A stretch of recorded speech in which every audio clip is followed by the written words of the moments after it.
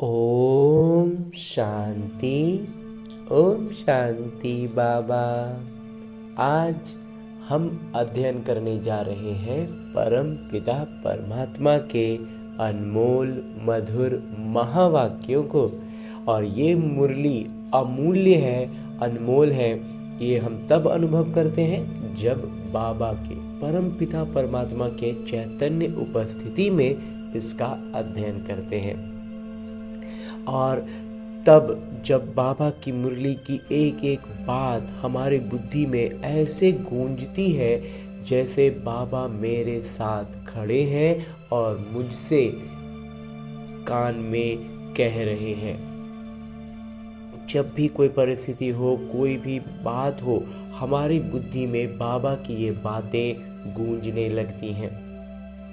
तो इतना श्रेष्ठ जब अनुभव होता है तो हमारे विकर्म विनाश होते हैं, क्योंकि हमारी प्रतिक्रियाएं बाबा की सारे गुणों से की स्मृति के साथ होता है और शक्तियों की जागृति के साथ होता है। तो विकर्म वहीं के वहीं भस्म होते हैं, विनाश होते हैं। तो ऐसा श्रेष्ठ अनुभव पाते हुए हम अपनी अवस्था में लगातार ऊपर उठ सकते हैं, ऊपर आते चले जाते हैं। और इसके लिए करना क्या होता है? बस छोटा सा एक काम है कि हमें अपने दिनचर्या में एक समय, एक स्थान निर्धारित करना है। उस स्थान पर उस समय बड़े फुर्सत से, बड़े इत्मीनान से बैठना है और ये काम प्रतिदिन करना है। कोई भी दिन न छूटे, हर दिन फुर्सत से बैठना है। एक विशेष स्थान अगर रखें, जैसे भक्ति मार्ग में हम पूजा के लिए, और समय भी इस ब्रह्मा कुमार का थोड़ा सा स्पष्टीकरण है कि समय का मतलब ये नहीं कि 7 बजे। इस ब्रह्मा कुमार का ऐसा मंथन है कि 7 बजे 8 बजे ये टाइम नहीं, बल्कि हमारे दिनचर्या में जैसे ही हम भक्ति में स्नान के बाद सबसे पहले पूजा करने के लिए पूजा का कमरे में जाते थे, जिनका घर में जैसा सुविधा हो उस स्थान पर चले जाना है और स्नान के बाद जाना। अगर स्नान में आज 7:30 बज गए तो इसका मतलब ये नहीं कि समय चेंज हो गया, नहीं, स्नान के तुरंत बाद का समय इस ब्रह्मा कुमार को मंथन में लगता है सबसे उचित है। तो वैसे ही स्थान भी पूजा के लिए जो अगर स्थान बनाकर रखे हो तो उसी स्थान पर बैठना है। थोड़ा पवित्र हो, साफ सुथरा हो। उस स्थान पर बैठकर अब अपने हाथों में मुरली लेनी है और एक एक शब्द का बड़ी गहराई से अध्ययन करना है। और जब हम इसकी गहराइयों में धीरे धीरे उतरते जाएंगे ना, तो हम बाबा के चैतन्य उपस्थिति का अनुभव पाएंगे। और ये इस ब्रह्मा कुमार का ये अनुभव रहा है और आभास रहा है। इसीलिए हम मुरली का अध्ययन बड़े फुर्सत से, इत्मीनान से बैठकर स्वयं से कम एक बार ज़रूर करना है। फिर हम YouTube पर सुनते रहे, सेंटर पर जाएं, सब अच्छी बातें हैं। लेकिन जब हम फुर्सत से, इत्मीनान से अकेले बैठकर खुद से जब अध्ययन करते हैं ना, तो बाबा और मैं आमने सामने बैठ बातें कर रहे हैं, ऐसा अनुभव करते हैं। तो इसके लिए और एक छोटा विधि जो हमें आत्माभिमानी स्थिति में आने के लिए करनी चाहिए, वो ये कि जब हम फुर्सत में आकर बैठ गए, मुरली हाथों में लेकर शुरू करने जा रहे हैं, तो पहले अपने इस देहभान से अलग होने का भी अभ्यास करें और अपने सूक्ष्म शरीर के साथ, यानी अपने उसी मन के को लेकर जो इस रावण की दुनिया में बहुत भटक रहा है, उसको लेकर के। क्यों भटक रहा है? क्योंकि वो इसका स्थान है ही नहीं, ये रावण की दुनिया है। तो रावण की दुनिया हमारे मन के लिए है ही नहीं, इसीलिए वो अपनी दुनिया ढूंढने के लिए इतना भटक रहा है। बिल्कुल वैसे ही जैसे एक मछली पानी के बाहर आ जाए तो बहुत छटपटाती है, इसीलिए हमारा मन इतना भटकता है। तो इसे इसके सही गंतव्य तक लेकर चलते हैं। इस शुरुआत, चूँकि ये रास्ता भूल चुका है, तो इसे हम लेकर चलते हैं अपने साथ मधुबन की धरा पर, और उसमें भी खास पांडव भवन के उसी हिस्ट्री हॉल में जहाँ मेरे बाबा ने साकार तन का, यानी इस ब्रह्मा बाबा के तन का आधार लेकर ये मुरली चलाई थी। यूँ डॉक्टर बाबा ने चलाई थी पहले, तभी आज हमें लिखित रूप में मिल रही है। लेकिन आज भी जब मैं आत्मा अपने आत्म अभिमानी स्थिति में स्थित होकर और स्थित होने के लिए, ये बहुत सरल अभ्यास है, इससे हम आत्माभिमानी स्थिति में स्थित होते हैं और तब बाबा की चैतन्य उपस्थिति का अनुभव पाते हैं। और उसकी अनुभूति का सबसे पहला पायदान ये होता है कि जैसे ही मैं आत्मा खुद को उस स्थान पर अनुभव करता हूँ, परमात्मा के सानिध्य में पहुँचता हूँ, तो मुझ आत्मा के सारे आत्मिक गुण, पवित्रता, शांति, प्रेम और सुख की भरपूरता का एहसास होता है। बाबा सम्मुख बैठे हैं, दृष्टि से मुझ आत्मा में ज्ञान, प्रकाश और अष्ट शक्तियों का प्रवाह कर रहे हैं, ऐसा भी अनुभव पाते हैं, जिससे चारों ओर आनंद का एक आवरण बन जाता है। और उस आवरण में मैं और मेरे बाबा बड़े फुर्सत से बैठ बातें करते हैं। तभी तो मेरे बाबा अपने दिल की बातें इसी मुरली में निहित करके मुझसे कहते हैं, मीठे बच्चे, ज्ञान रत्नों से झोली भरकर दान भी करना है।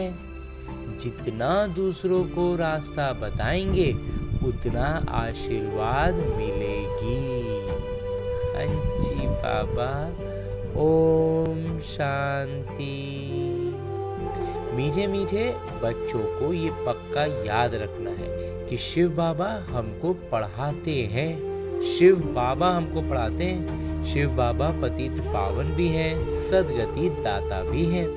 सद्गति मतलब स्वर्ग की राजाई देते हैं। बाबा कितने मीठे हैं, कितना प्यार से बच्चों को पढ़ाते हैं। बैठकर फुर्सत से एकदम इत्मीनान से बाबा हमें हर एक बात समझाते हैं, पढ़ाते हैं। बाबा और ब्रह्मा बाबा द्वारा हमको पढ़ाते हैं। शिव बाबा ब्रह्मा बाबा के द्वारा हमको पढ़ाते हैं, उनके तन का आधार लेकर। बाबा कितने मीठे हैं, कितना प्यार करते हैं, बहुत प्यार करते हैं ना बाबा। कोई तकलीफ नहीं देते, सिर्फ कहते हैं मुझे याद करो और चक्र को याद करो। सिर्फ बाबा की याद में रहना है, उनकी सारी गुणवत्ताएं, उनकी सारी शक्तियों की जागृति में रहना है, तो हम चक्र बाबा के समान भी बन पाएंगे और हमारा सब कुछ विकर्म भी विनाश होगा। और उसको ज्ञान से स्पष्ट करने के लिए, उस याद में रहने के लिए चक्र को चला सकते हैं। बाबा कहते हैं कि बाबा की याद में दिल एकदम ठहर जानी चाहिए, शीतल हो जानी चाहिए। एक बाबा की ही याद सतानी चाहिए, क्योंकि बाबा से वर्षा कितना भारी मिलता है। अपने को देखना चाहिए, हमारे पिता के साथ कितना प्रेम है। अपने को देखना चाहिए, हमारा पिता के साथ कितना प्रेम है। हम बाबा से उतना प्यार करते हैं जितना बाबा हमसे। कहाँ तक हमारे में दैवी गुण है, क्योंकि हम बाबा से प्यार कर रहे हैं, ये तभी पता चलेगा जब हमसे बाबा झलकेंगे। बाबा की गुणवत्ताएं हम में से नजर आएंगी, महसूस होंगी अन्य आत्माओं को, तब अर्थ हुआ, तब समझा जाएगा। बाबा कहते तभी हमें अंक मिलेगा बाबा की याद में रहने का, नहीं तो हम मुख से कहने का कोई अर्थ ही नहीं है। बाबा कहते हैं कि कहाँ तक हमारे में दैवी गुण है, क्योंकि तुम बच्चे अब कांटों से फूल बन रहे हो। तो बाबा की याद में रहने का मतलब दैवी गुणों से युक्त होना है ना। जितना जितना योग में रहेंगे उतना कांटों से फूल सतो प्रधान बनते जाएंगे। फूल बन गए फिर यहाँ रह नहीं सकेंगे। फूलों का बगीचा है ही स्वर्ग। जब पूरा फूल बन जाएंगे तो बाबा कहते हैं यहाँ से आप ही निकल जाएंगे। जो बहुत कांटों को फूल बनाते हैं उन्हें ही सच्चा खुशबूदार फूल कहेंगे। वो कभी किसी को कांटा नहीं लगाएंगे। क्रोध भी बड़ा कांटा है, बहुतों को दुख देते हैं। अभी तुम बच्चे कांटों की दुनिया से किनारे पर आ गए हो। कांटों की भीड़ से तो हम अलग हो गए हैं, तुम हो संगम पर। जैसे फूलों को अलग पाट यानी बर्तन में निकाल कर रखते हैं, वैसे ही तुम फूलों को भी अभी संगम युगी पाट में अलग रखा हुआ है। फिर तुम फूल स्वर्ग में चले जाएंगे, कलयुगी कांटे भस्म हो जाएंगे। हम जो है ना बाबा, जो हम चुनिंदा फूलों को चुन चुन के निकाल रहे हैं, उसको अलग रख ले रहे हैं और बाकी पूरा को कहते हैं भस्म हो जाएगा। बाकी पूरा कांटे जो है ना वो भस्म हो जाएंगे। फूलों को अलग बर्तन में बाबा निकाल ले रहे हैं। मीठे बच्चे जानते हैं, पारलौकिक पिता से हमको अविनाशी वर्षा मिलता है। जो सच्चे सच्चे बच्चे हैं, जिनका माता पिता से पूरा प्यार है, उनको बड़ी खुशी रहेगी। हम विश्व का मालिक बनते हैं। हाँ, पुरुषार्थ से ही विश्व का मालिक बना जाता है, सिर्फ कहने से नहीं। जो अनन्य बच्चे हैं, उन्हों को सदैव ये याद रहेगा कि हम अपने लिए फिर से वही सूर्यवंशी चंद्रवंशी राजधानी स्थापन कर रहे हैं। बाबा कहते हैं, मीठे बच्चे, जितना तुम बहुतों को कल्याण करेंगे, उतना तुमको ही उजूरा मिलेगा। जितना ज़्यादा हम आत्माओं का कल्याण करेंगे, उन सब का अंक जो बढ़ेगा, अंक उनको जो मिलेगा, उसका मतलब हिस्सा हमें भी मिलता जाएगा। तो हम जितना का करते जाएंगे, उतना उन सब में इजाफा होता जाएगा, हमें भी उसका उजूरा बाबा कहते हैं मिलता जाएगा। बहुतों को रास्ता बताएंगे तो बहुतों का आशीर्वाद मिलेगी।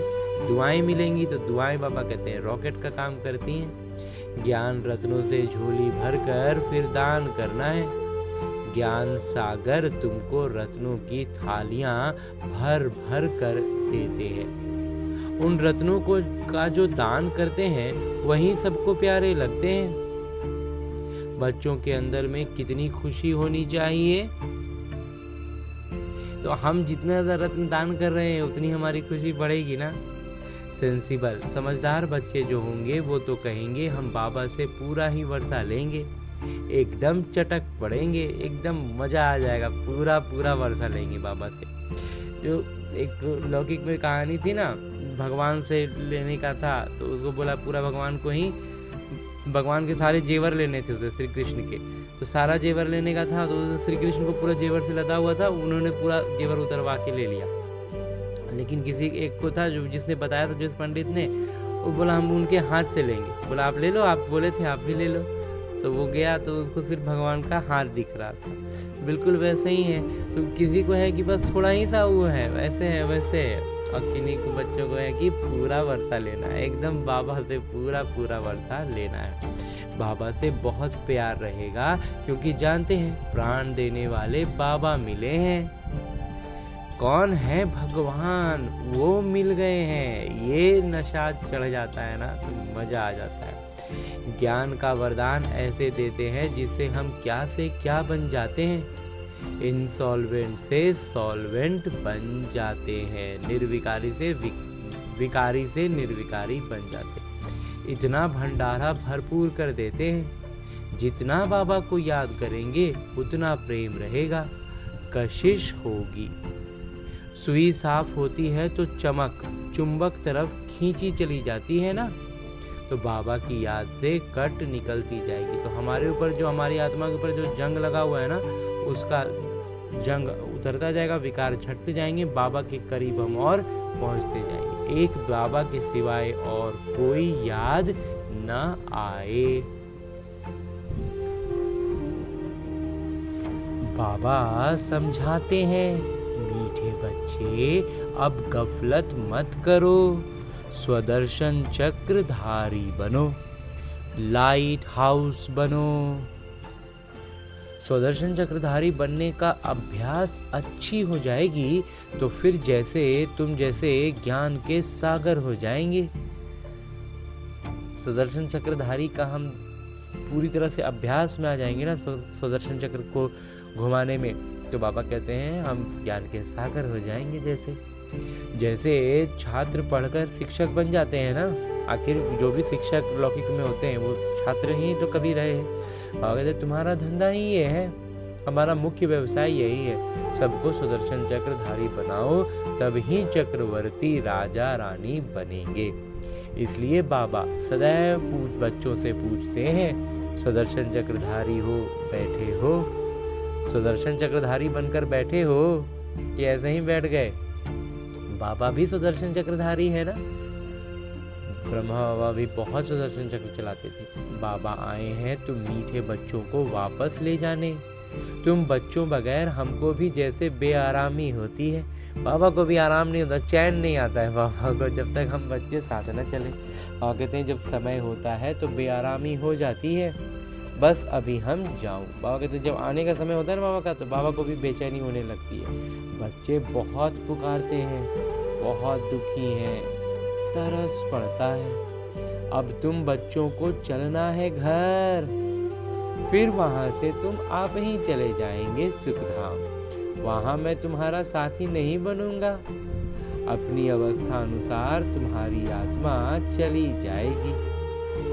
जिस आत्मा की जो अवस्था है ना, उसको किस समय पर आना है, कहाँ आना है, वो सब उसके अवस्था पर निर्भर रहेगा। जितना तुम बच्चे बाबा की याद में रहेंगे उतना दूसरों को समझाने का असर होगा। तुम्हारा बोलना ज्यादा नहीं होना चाहिए। आत्माभिमानी हो, थोड़ा भी समझाएंगे तो तीर लगेगा। बाबा कहते हैं बच्चे बीती सो बीती। अब जो जैसे जो विधि से, जिस विधि से जो भी बच्चों ने जो किया, वो कहते हैं वो हो गया। अब हमें ध्यान रखना है कि हमें कम शब्दों में कहना है और गहरी बात कहनी है, आत्म अभिमानी स्थिति में रहकर कहनी है। बाबा कहते हैं तीर लग जाएगा। अब पहले अपने को सुधारो। खुद याद करेंगे नहीं, दूसरों को कहते रहेंगे, ये ठगी चल ना सके। बाबा कहते खुद याद में नहीं रहे और दूसरों को कहें बाबा की याद में रहो, बाबा की याद में रहो, बाबा कहते ये ठग ही ना रहे तो वो नहीं चलेगा। अंदर दिल जरूर खाती होगी। बाबा के साथ पूरा प्यार नहीं है तो श्रीमत पर चलते नहीं है। बेहद के पिता जैसे शिक्षा तो और कोई दे ना सके, जैसा शिक्षा बेहद के पिता दे रहे हैं और कोई थोड़ी दे सकता है। बाबा कहते हैं मीठे बच्चे, इस पुरानी दुनिया को अब भूल जाओ। ये पुरानी दुनिया का कोई सरोकार नहीं रखो इस दुनिया से। पिछाड़ी में तो ये सब भूल ही जाना है, अंतिम में तो आखिर छोड़ना ही है। बुद्धि लग जाती है अपने शांति धाम और सुख धाम में। बाबा को याद करते करते बाबा के पास चले जाना है। पतित आत्मा तो जा न सके, वो है ही पावन आत्माओं का घर। ये शरीर 5 तत्वों से बना हुआ है, तो 5 तत्व यहाँ रहने के लिए खींचते हैं, क्योंकि आत्मा ने ये जैसे प्रॉपर्टी ली हुई है। बाबा कहते हैं अब क्या होता है, शरीर से संबंधित जो कुछ भी होता है ना, उसमें आत्मा सबसे ज़्यादा उलझती है। तो बाबा कहते हैं कि ये जो शरीर 5 तत्वों से, चूंकि ये शरीर 5 तत्वों से बना है, तो ये 5 तत्व रहने के लिए खींचता है कि आप इस शरीर में ही जुड़े रहिए, शरीर से ही संबंधित रहिए, बंधन में रहिए एक तरह से। बाबा कहते हैं क्यों? क्योंकि ये आत्मा की ही प्रॉपर्टी ली हुई है ना, आत्मा का निजी चीज है ये शरीर, तो ये भी उसको उतना ही कस के पकड़ के रखना चाहता है। बाबा कहते हैं इसलिए शरीर में ममत्व हो गया है। अब इनसे ममत्व निकाल जाना है अपने घर। तो अब इस शरीर से भी बाबा कहते हैं ममत्व निकाल दो, अब अपने घर चलने का तैयारी करना है। शरीर को बस जो मिनिमम रिक्वायरमेंट जिसको बोला जाता है ना, जितनी लिमिट में सोना, खाना, पानी, श्वास स्वतः चलता ही रहता है, तो बस इसके अलावा शरीर से कोई सरोकार भी, शरीर से भी मत रखो, कोई ममत्व मत रखो। वहाँ तो ये 5 तत्व है नहीं। सतयुग में भी शरीर योग बल से बनता है। और कहते हैं पहले तो जब परम धाम जाएंगे वहाँ तो कोई शरीर होगा ही नहीं, सिर्फ आत्माएं होती हैं। और उसके बाद जब फिर यहाँ आते भी है तो वो शरीर जो है ना, वो योग बल से बनेगा। सतो प्रधान प्रकृति होती है, इसलिए खींचती नहीं। फिर वहाँ का शरीर नहीं खींचेगा हमें, वहाँ एकदम डिटैच रहेंगे अपने आप, दुख नहीं होता। ये बड़ी महीन बातें हैं समझने की। यहाँ 5 तत्वों का बल आत्मा को खींचता है, इसलिए शरीर छोड़ने की दिल नहीं होती है। नहीं तो इसमें और ही खुश होना चाहिए। और कहते हैं ये 5 तत्वों का शरीर है ना, ये अपनी तरफ खींचता है हमें, इसलिए हम शरीर छोड़ने में लगता है कि नहीं छूट रहा है, नहीं छोड़ पाएंगे। लेकिन वास्तव में बाबा कहते हैं जब इतना सुनहरा बाबा आगे हमें दुनिया दिखला रहे हैं, सब कुछ बतला रहे हैं, तो फिर शरीर छोड़ने में तो और खुशी होनी चाहिए ना। पावन बन शरीर ऐसे छोड़ेंगे जैसे मक्खन से बाल। लेकिन जब हम पुरुषार्थ करते करते आत्मा की अवस्था उतनी श्रेष्ठ हो जाएगी ना, तो एकदम बहुत सरलता से ये शरीर छूट जाएगा। तो शरीर से, सब चीज़ों से ममत्व एकदम मिटा देना है। इससे हमारा कोई कनेक्शन नहीं, बस हम जाते हैं बाबा के पास। इस दुनिया से अपना बैगेज, अपना बोरिया बिस्तरा तैयार कर पहले से ही भेज दिया है। जो कुछ भी है ना वो पहले ही दे दिए, सब बाबा वहाँ पदम गुना कर करके दे देंगे। तो बैगेज बोरिया बिस्तरा पहले ही भेज दिया, अब बस हमें जाना है। साथ में तो चल ना सके तो बोरिया बिस्तरा लेके साथ में थोड़ी चलना, भारी थोड़ी हो जाना, बोझिल थोड़ी होना है। इसलिए बाबा कहते हैं पहले ही दे के ख़त्म करो। बाकी आत्माओं को जाना है, अब सिर्फ लास्ट में हम आत्माएं खाली जम जाएंगे, एकदम हल्के होके। शरीर को भी यहाँ छोड़ देना है। बाबा ने नए शरीर का साक्षात्कार करा दिया है। हीरे जवाहरों के महल मिल जाएंगे। ऐसे सुखधाम में जाने के लिए कितनी मेहनत करनी चाहिए, थकना नहीं चाहिए। दिन रात बहुत कमाई करनी है। इसलिए बाबा कहते हैं नींद को जीतने वाले बच्चे मामेकम याद करो और विचार सागर मंथन करो। विचार सागर मंथन जब करते हैं ना बाबा की ज्ञान की मुरली की बातों को, तो बहुत नए नए मोती, बहुत कुछ निकल कर आता है। ज्ञान की स्पष्टता इतनी अच्छी होती है कि हम बाबा की याद में बहुत अच्छे से रह पाते हैं। और कहते हैं नींद को जीत कर ये काम करना है। नींद से भी इसमें तो बहुत साधारण रूप से यही होता है कि हम जब भी इस तरह की बैठ के सोचते हैं योग करें, तो नींद भी बहुत अपनी तरफ से, नींद भी क्या है, शरीर का ही एक काम है ना, तो वो उसको उस तरह से हमें खींचता है। तो ड्रामा के राज को बुद्धि में रखने से बुद्धि एकदम शीतल हो जाती है। बुद्धि शीतल होगी, लेकिन हम सोएंगे नहीं, नींद में नहीं आएंगे। नींद को जीतने वाला बनना है। जागृत अवस्था में मनसा सेवा करनी है। और कहते हैं जो महारथी बच्चे होंगे वो कभी हिलेंगे नहीं। शिव बाबा को याद करेंगे तो वो संभाल भी करेंगे। बाबा कहते हैं शिव बाबा की याद में रहेंगे ना, तो फिर हमारी देख रेख भी वही करते हैं। बाबा तुम बच्चों को दुख से छुड़ाकर शांति का दान देते हैं। तुमको भी शांति का दान देना है। तुम्हारी ये बेहद की शांति अर्थात योग बल दूसरों को भी एकदम शांत कर देंगे। बाबा हमें इतना श्रेष्ठ स्थिति की स्मृति दिलाते हैं कि हमें बाबा से याद में रहने का मतलब क्या है कि बाबा की सारी गुणवत्ताएं, तो शांति भी गुणवत्ता है ना। तो बाबा कहते हैं कि हम बच्चों को दुख से छुड़ाकर शांति का दान देते हैं। बाबा ये काम करते हैं, हमें भी वही काम करना है ना, फॉलो फादर करना है ना। तुमको भी शांति का दान देना है। तुम्हारी ये बेहद की शांति अर्थात योग बल, हम बाबा से जुड़े हुए हैं, बाबा के सानिध्य में हैं, तो दूसरों को भी एकदम शांत कर देंगे। दूसरी अशांत आत्माएं हमारे संपर्क में आएंगी ना, तो वो भी शांत हो जाएंगी। ये बाबा हमें बतला रहे हैं कि हमारी अवस्था कहाँ पहुँचनी है। अभी हम खुद में उलझ जाते हैं, लेकिन बाबा कहते हैं खुद तो इतना शांत रहना है कि दूसरों तक वो शांत कर दें। तुम बाबा की याद में रहकर फिर देखो ये आत्मा हमारे कुल की है या नहीं। अगर जब हम बाबा की याद में रहेंगे ना, तो हमें वो आत्मा की अवस्था पता चल जाएगा कि हमारी कुल की है या नहीं। अगर होगी तो एकदम शांत हो जाएगी। जो इस कुल के होंगे उन्हों को ही इन बातों से रस बैठेगा। बच्चे याद करते हैं तो बाबा भी प्यार करते हैं। आत्मा को प्यार किया जाता है। बाबा कहते हैं प्यार आत्मा को वास्तव में किया जाता है। ये भी जानते हैं जिन्होंने बहुत भक्ति की है वो ही ज़्यादा पढ़ेंगे। उनके चेहरे से मालूम पड़ता जाएगा कि बाबा में कितना प्यार है। उनका चाल चलन चेहरा से झलकने लगता है। आत्मा बाबा को देखती है। बाबा हम आत्माओं को पढ़ा रहे हैं। बाबा भी समझते हैं हम इतनी छोटी बिंदी आत्मा को पढ़ाता हूँ। आगे चल तुम्हारी ये अवस्था हो जाएगी। बाबा कहते हैं धीरे धीरे अभ्यास बढ़ाते जाएंगे ना तो ये अवस्था हो जाएगी। हर किसी को हम आत्मा ही देखेंगे। वो किस किरदार में है हमें उसका भान भी नहीं रहेगा।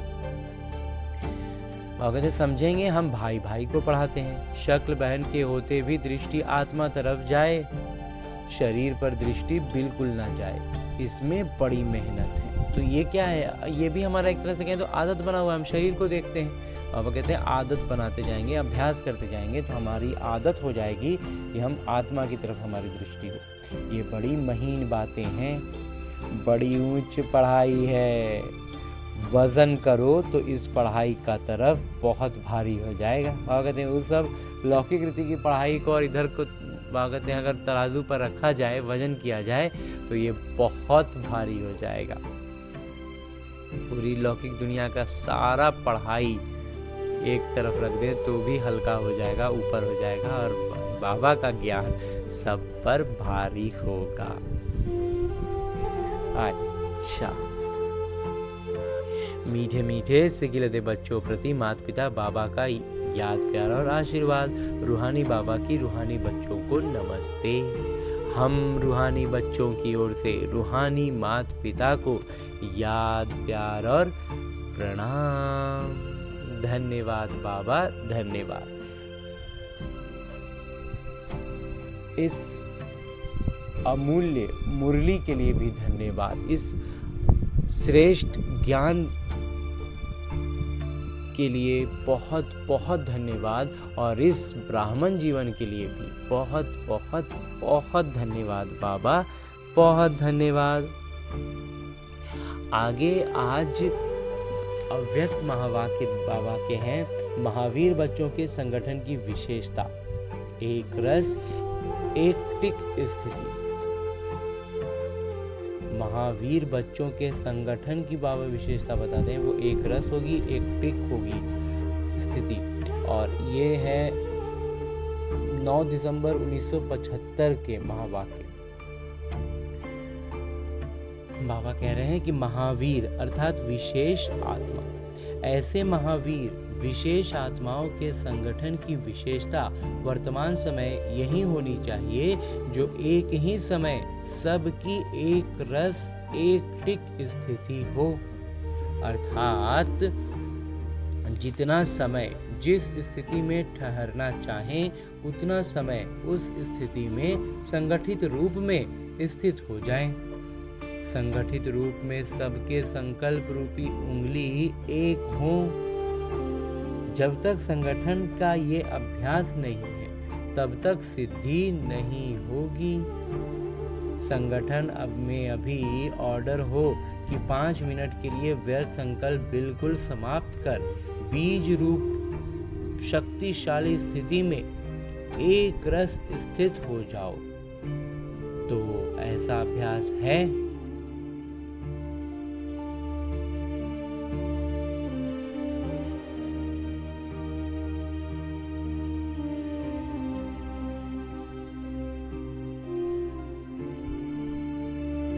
ऐसे नहीं कोई मनन करने की स्थिति में हो, कोई रूरिहान कर रहा हो और कोई अव्यक्त स्थिति में हो। ऑर्डर है बीज रूप होने का और कर रहे हैं रूरिहान, तो ऑर्डर नहीं माना ना। बाबा कहते हैं बीज रूप में स्थित होने के लिए वहाँ कहा गया और अभी क्या रूरिहान बाबा से बैठ के सूक्ष्म शरीर के साथ रूरिहान कर रहे हैं। बाबा कहते हैं ये तो फिर ऑर्डर नहीं हुआ ना।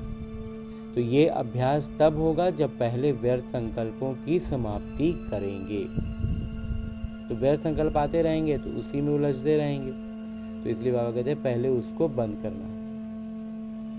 बाबा कहते हैं हलचल होती ही व्यर्थ संकल्पों की है। इन व्यर्थ संकल्पों की समाप्ति के लिए अपने संगठन को शक्तिशाली व एकमत बनाने के लिए कौन सी शक्ति चाहिए? इसके लिए एक तो विश्वास, दूसरा समाने की शक्ति चाहिए। संगठन को जोड़ने का धागा है विश्वास। किसी ने जो कुछ किया, मानो गलत भी किया, लेकिन संगठन प्रमाण व अपने संस्कारों प्रमाण व समय प्रमाण उसने जो किया उसका भी जरूर कोई भाव अर्थ होगा। अब कहते हैं ठीक है, अगर दिखाई दे रहा है कि उसने गलत किया, अब कहते हैं लेकिन संगठन के प्रमाण, संगठन के संदर्भ में देखेंगे तो वो संगठन के लिए किया हो, अपने संस्कारों के अधीन होकर के कर लिया हो। रावण का जो प्रभाव में संस्कार विकसित हुए हमारे, फिर या तो समय परिस्थितियां ऐसी हो गई कि उसने किया, लेकिन उसका कोई ना कोई जरूर भाव अर्थ तो होगा ना। संगठित रूप में जहाँ सेवा है वहाँ उसके लिए संस्कारों को भी रहमदिल की दृष्टि से देखते हुए संस्कारों को सामने न रख इसमें भी कोई कल्याण होगा। इसको साथ मिलाकर चलने में ही कल्याण है। बाबा कहते हैं संगठन के हिसाब से, बाबा कहते हैं कि क्या है कि जहाँ सेवा है वहाँ उसके लिए वहाँ संस्कारों के प्रति भी रहमदिल बनना है ना। ठीक है, वो समझ गए कि रावण के संस्कार में के अधीन होकर के फलाना काम कर दिया, लेकिन बाबा कहते हैं उसको उस नज़र से नहीं देखना है। संस्कारों को सामने न रख, इसमें भी कोई कल्याण होगा।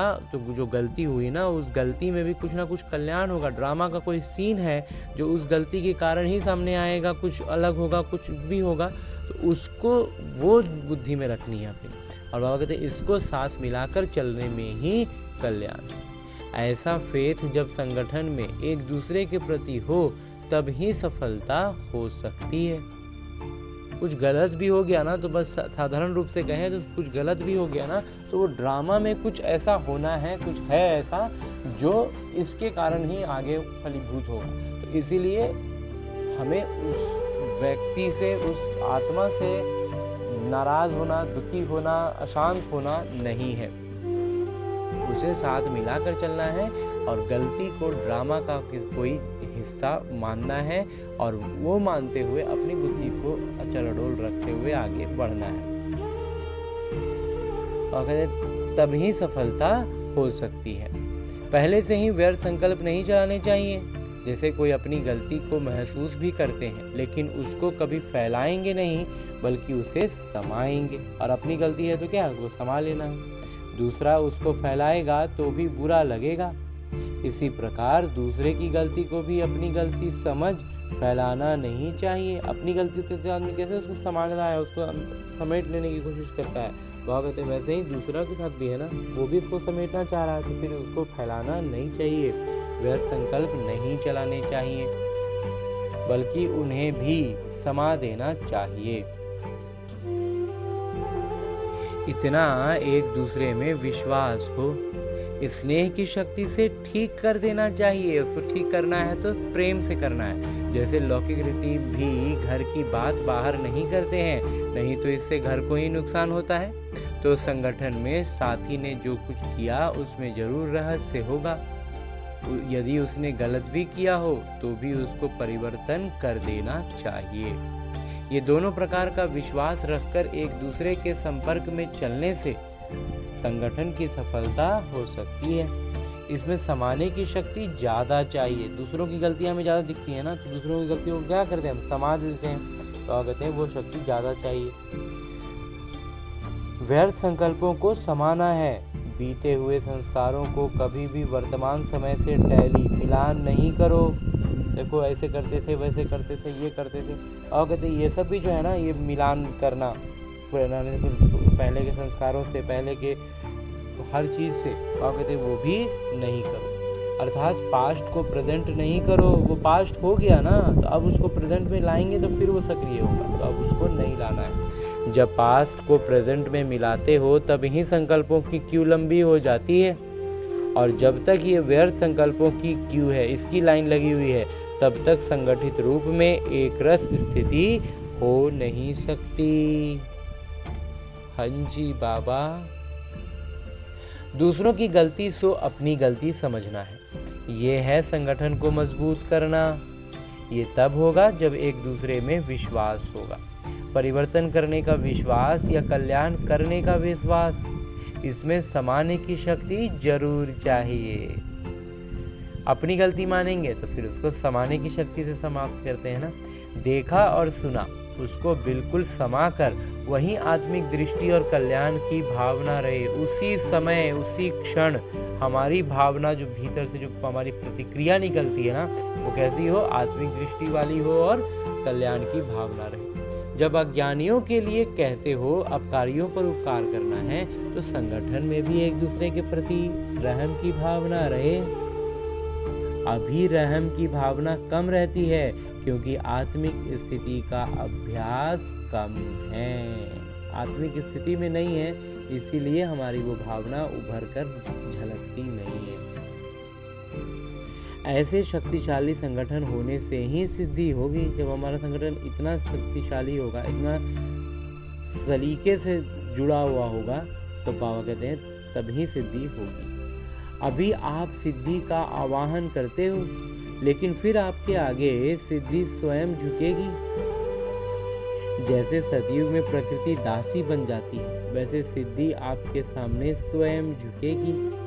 सिद्धि आप लोगों का आवाहन करेगी। जब श्रेष्ठ ज्ञान है, अवस्था भी शक्तिशाली है, तो सिद्धि बड़ी बात है। तो सिद्धि क्या बड़ी बात है सिद्धि प्राप्त करना?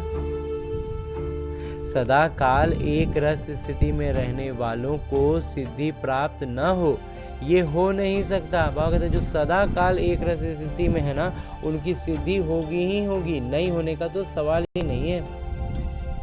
लेकिन इसके लिए संगठन की शक्ति चाहिए। एक ने कुछ बोला, दूसरे ने स्वीकार किया। सामना करने की शक्ति ब्राह्मण परिवार के आगे इस्तेमाल नहीं करनी है। बाबा जो सामना करने की शक्ति का बाबा बतलाते हैं ना, ये ब्राह्मण परिवार के लिए नहीं है। ब्राह्मण परिवार के लिए समाना और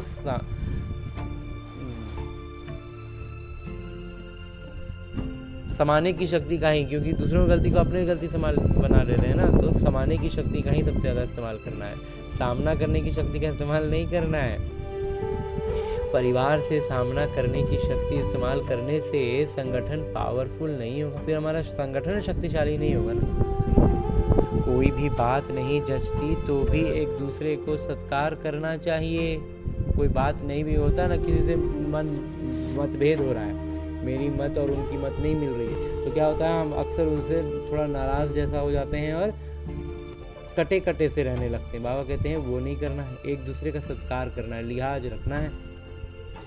उस समय किसी के संकल्प व बोल को कट नहीं करना चाहिए, इसलिए अब समाने की शक्ति को धारण करो। तो सबसे ज़्यादा इस्तेमाल में लाना है समाने की शक्ति को। और इसके लिए जो छोटा सा मंथन इस ब्रह्मा कुमार का है इस बात के लिए कि हमें हर एक को उसके किरदार में देखना है ना। तो उस किरदार में किसी का क्या डायलॉग है, किसी का क्या सीन है, उससे हमें क्या सरोकार। हमें तो बस उस आत्मा को बाबा का बच्चा के रूप में देखना है ना। संगठित रूप में आप ब्राह्मण बच्चों की आपस के संपर्क की भाषा भी अव्यक्त भाव की होनी चाहिए। जैसे फरिश्ते अथवा आत्माएं आत्माओं से बोल रही हैं। किसी की सुनी हुई गलती को संकल्प में भी स्वीकार न करना और न कराना ही चाहिए। बाबा कहते हैं किसी का भी गलती है ना, उसको संकल्प में भी ना खुद स्वीकार करना है और ना किसी दूसरा को संकल्प देना है, संकल्प कराना है। ऐसी जब स्थिति हो तभी बाबा की जो शुभ कामना है संगठन की, वो प्रैक्टिकल में होगी। जब इतना श्रेष्ठ स्थिति हम बच्चों का होगा ना, तभी बाबा कहते हैं संगठन की ऐसी प्रैक्टिकल में ऐसी अवस्था होगी। यही बाबा की शुभकामना है। इसके लिए विशेष पुरुषार्थ अथवा विशेष अनुभवों की आपस में लेन देन करो। संगठित रूप में विशेष योग के प्रोग्राम चलते रहें तो विनाश ज्वाला को भी पंखा लगेगा। बाबा कहते हैं संगठित रूप में अगर विशेष योग के प्रोग्राम चलते रहेंगे ना, तो विनाश ज्वाला को जो है ना वो पंखा लगेगा, तो एकदम और तेजी से भड़केगा। योग अग्नि से विनाश की अग्नि जलेगी। जितना ज़्यादा हम योग अवस्था में आते जाएंगे ना, हम संपूर्ण अवस्था के करीब आएंगे, उतना ज़्यादा कहते हैं विनाश अग्नि तेज होगी। अच्छा, ओम शांति। आगे मेरे बाबा वरदान दे रहे हैं। वरदान देते हुए मेरे बाबा कहते हैं, व्यक्त में रहते अव्यक्त फरिश्ते रूप का साक्षात्कार कराने वाले, सफेद वस्त्रधारी और सफेद लाइट धारी भव। और कहते व्यक्त में रहते अव्यक्त फरिश्ता स्वरूप का साक्षात्कार कराना है हमें, और ऐसा करने वाले हम सफेद वस्त्रधारी हैं और सफेद लाइट धारी भी हैं। इतना श्रेष्ठ बाबा वरदान आज हमें दे रहे हैं। विस्तार से कहते हैं, जैसे अभी चारों ओर ये आवाज़ फैल रहा है कि ये सफ़ेद वस्त्रधारी कौन है और कहाँ से आए हैं, ऐसे अब चारों ओर फरिश्ते रूप का साक्षात्कार कराओ। इसको कहा जाता है डबल सेवा का रूप। जैसे बादल चारों ओर छा जाते हैं, ऐसे चारों ओर फरिश्ते रूप से प्रकट हो जाओ। जहाँ भी देखें तो फरिश्ते ही नजर आए। लेकिन ये तब होगा जब शरीर से डिटैच होकर अंतवाहक शरीर से चक्र लगाने के अभ्यासी होंगे। मनसा पावरफुल होगी। हाँ जी बाबा, इस ब्रह्मा कुमार के मंथन में जो बात आती है, बाबा उस पर जबरदस्त मुहर लगाकर उत्साह से 7वें आसमान पर ले जाते हैं मेरे बाबा।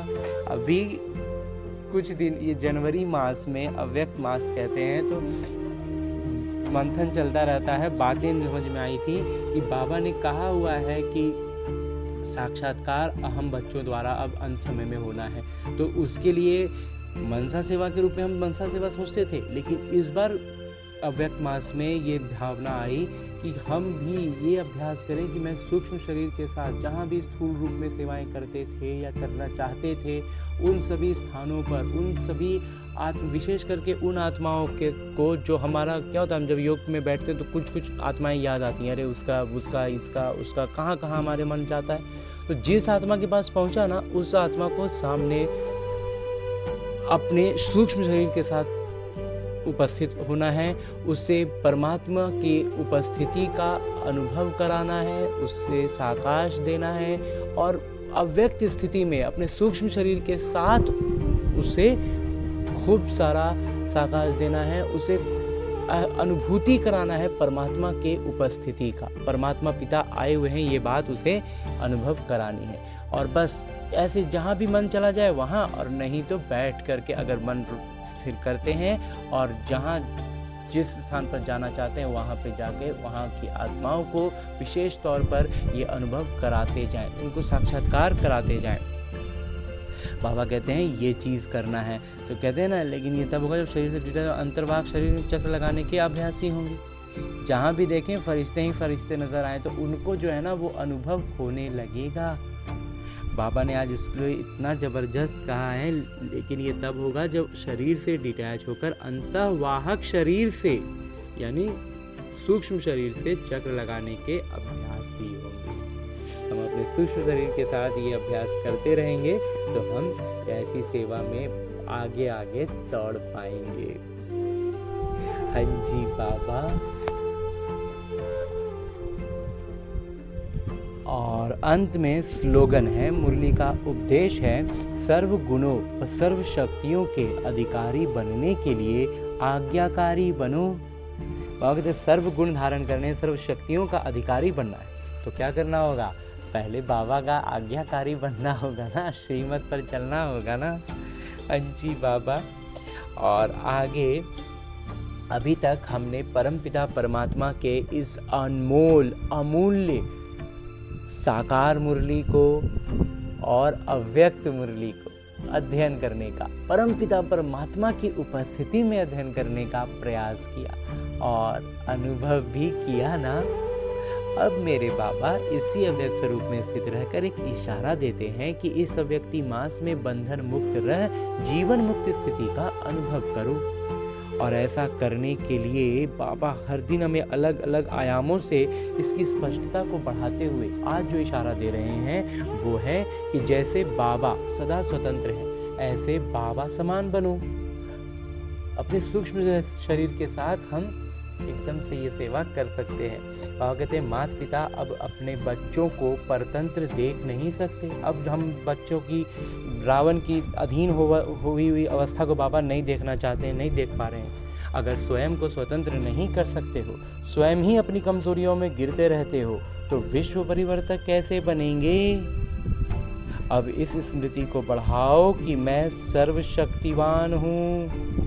इससे सहज ही सर्व पिंजरों से मुक्त उड़ता पंछी बन जाएंगे। हाँ जी बाबा कहते हैं अब ना छोटी छोटी बंधनों में उलझते रहेंगे ना, अभी छोटी छोटी बातों में, अपने किरदार की चीज़ों में, बाबा कहते हैं उस सब से ऊपर उठ जाओ। अब हमें विश्व परिवर्तक बनना है ना।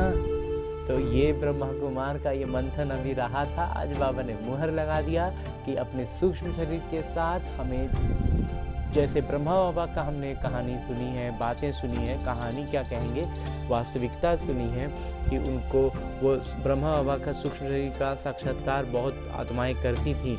ऐसे ही हम जो भी हम आत्माएं संबंध संपर्क में हैं, जिनको हम कभी बोल पाए हो ना बोल पाए हो, उन सब के पास जाना है, उन सब को विशेष तौर पर देना है। मंदिरों में जहाँ हम सेवाएं करते हैं, उन मंदिरों में अपने सूक्ष्म शरीर के साथ पहुँचना है।